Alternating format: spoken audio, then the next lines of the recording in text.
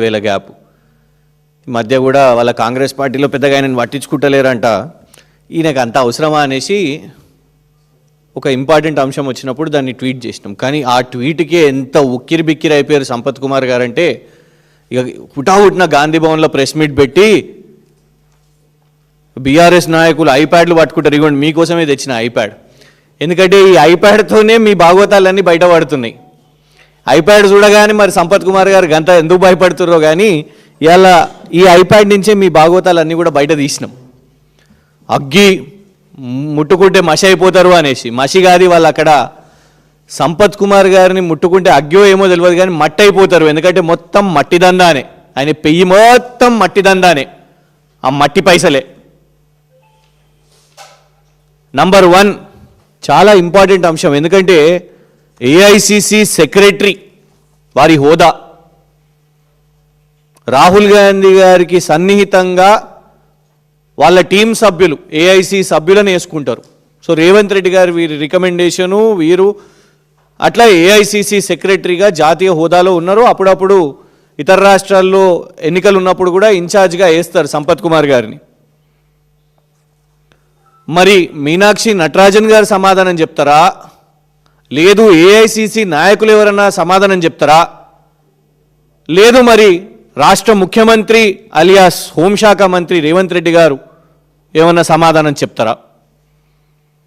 Are రేపు వారు అదే ప్రాంతానికి పర్యటన కూడా వెళ్తున్నారు కదా, మీడియా ఛానల్స్ మీద సిట్ ఎంక్వైరీ చేస్తున్నారు, మరి కరప్షన్ మీద విచారణ సిట్ ఎంక్వైరీ రేవంత్ రెడ్డి గారు రేపు ప్రకటిస్తారా?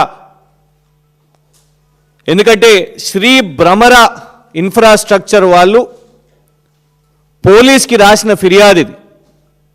వాళ్ళ ఫిర్యాదు లేఖలోనే స్పష్టంగా సంపత్ కుమార్ గారి పేరిందులో పొందుపరుస్తూ 8 కోట్ల వసూలు అడిగిన మమ్మల్ని, వారికి వచ్చిన జాతీయ కాంట్రాక్టుకు ఆ కాంట్రాక్టర్లను 8 కోట్లు ఇవ్వాలి, ఇచ్చుకోవాలి.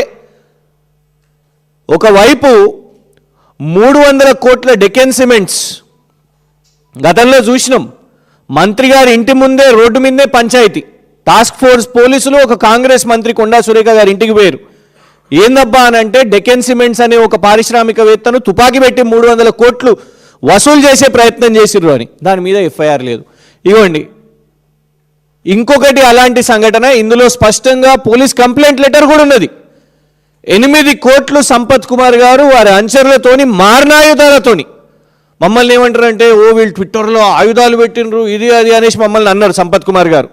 ఇది వాళ్ళ కంప్లైంట్ లెటర్లోనే కాంగ్రెస్ వాళ్ళకు అంగ్రేజీ తెలిసి ఉంటే dangerous weapons which caused hurt and grievous hurt, dangerous weapons అని ఆ పోలీస్ కంప్లైంట్లో పెట్టారు.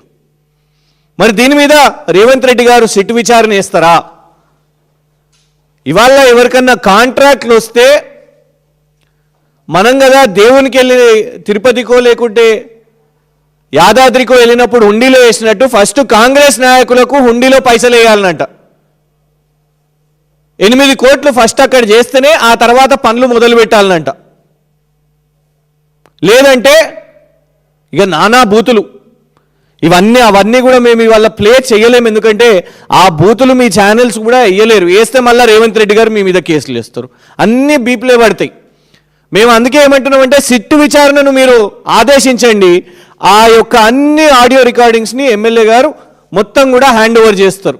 ఎట్లా కాంట్రాక్టర్లను ఎట్లా బూతులు బెదిరింపులు ఎట్లా చేస్తున్నారో సంపత్ కుమార్ గారు, మళ్ళీ వేరెవరో కాదు సంపత్ కుమార్ గారే డైరెక్ట్గా సిట్టు విచారణను ఏర్పాటు చేయండి.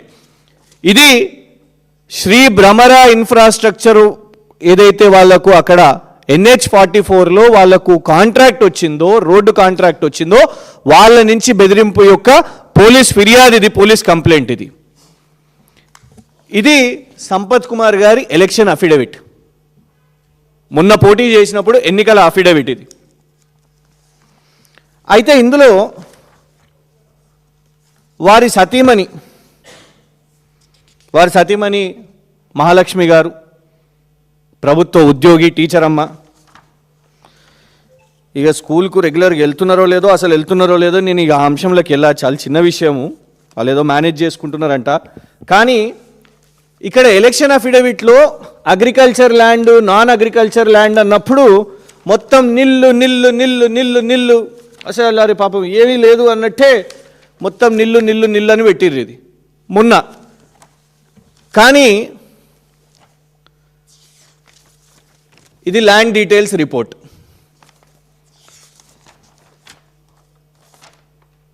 రెండు 13 సెప్టెంబర్ నాడు, అంటే కాంగ్రెస్ ప్రభుత్వం ఏర్పడ్డ తర్వాత సంపత్ కుమార్ గారు కబ్జా చేసి ఇగోండి వారి పేరు మీదకి అసైన్డ్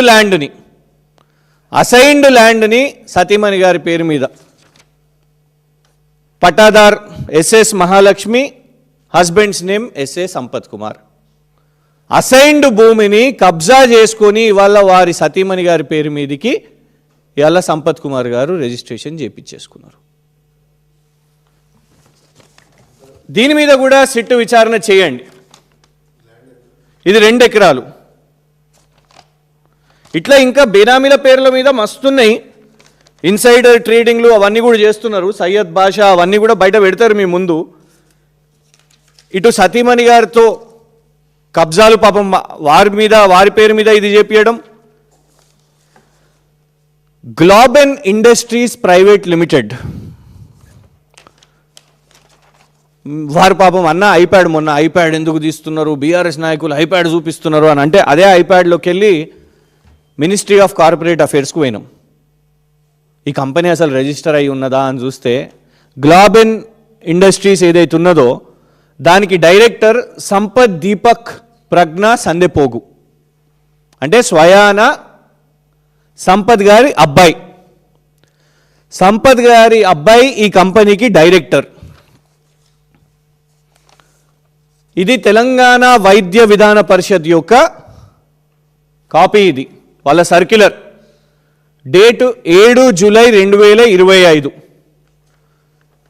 అక్కడున్న 100 పడకల ఆసుపత్రులు, కేసీఆర్ గారు ప్రతి నియోజకవర్గంలో తెలంగాణ రాష్ట్ర వ్యాప్తంగా 100 పడకల ఆసుపత్రులను ఏర్పాటు చేసింది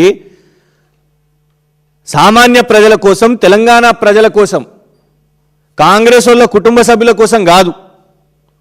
కానీ కాంట్రాక్టులు రావాలంటే వాళ్ళ కుటుంబ సభ్యులకే రావాలి, కబ్జాలు చేసుకోవాలంటే సొంత కుటుంబ సభ్యులే చేసుకోవాలి, కాంట్రాక్టులు దక్కాలంటే కూడా వాళ్ళ కుటుంబ సభ్యులకే దక్కాలి. ఈ 100 పడకల ఆసుపత్రిలో కాంట్రాక్ట్ ఎవరికైతే ఇచ్చిండ్రో అది గ్లోబెన్ ఇండస్ట్రీస్కే, వాళ్ళ అబ్బాయి కంపెనీకే. ఇది మీకు ఎందుకు చెప్తున్నామంటే ఇవాళ అక్కడ ఏ వ్యాపారం కూడా ఆలంపూర్లో అక్కడ జరగాలి అని అంటే చిన్నదైనా పెద్దదైనా, లక్షలైనా కోట్లైనా, అది మట్టైనా మెడికల్ సర్వీసెస్ అయినా అది కేవలం సంపత్ కుమార్ గారి కుటుంబ సభ్యులకు మాత్రమే దక్కాలి అనేది ఇవాళ ఉదాహరణ. ఈ 100 పడకల ఆసుపత్రిలో కాంట్రాక్ట్ కూడా ఆ అబ్బాయికి వచ్చేటట్టు సంపత్ కుమార్ గారు ఫోర్సు చేసి మరి ఇప్పించుకున్నారు.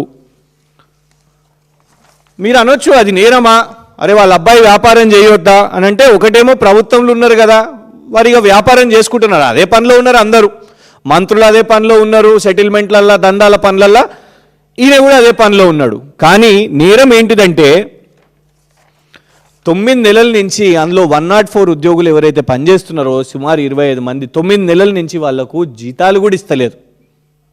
ఈ సోకాల్డ్ సంపత్ కుమార్ గారి అబ్బాయికి చెందిన గ్లోబెన్ ఇండస్ట్రీస్ ఎవరికైతే ఆ 100 పడకల ఆసుపత్రిలో వచ్చిందో, కేసీఆర్ గారి ప్రభుత్వం నిర్మాణం చేసిన ఆసుపత్రిలో, ఇగోండి employees provident fund organisation document ఇక్కడ ఉన్నది.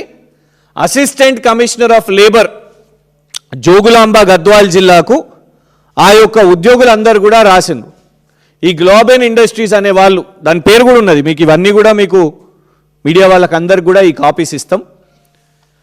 దాని యొక్క జీతాలు వాళ్ళు ఇవ్వలేదు, 9 నెలల నుంచి ఆ ఉద్యోగులకు జీతాలు కూడా ఇవ్వలేదు అనేది ఇందులో పేర్కొన్నారు. అందుకే మేము ఇవాళ రేవంత్ రెడ్డిని అడుగుతున్నది ఏంటంటే, ఇవాళ అక్కడున్న దందాలు కానివ్వండి, కాంట్రాక్టులు కానివ్వండి, భూముల కబ్జాలు కానివ్వండి, వీటి మీద విచారణ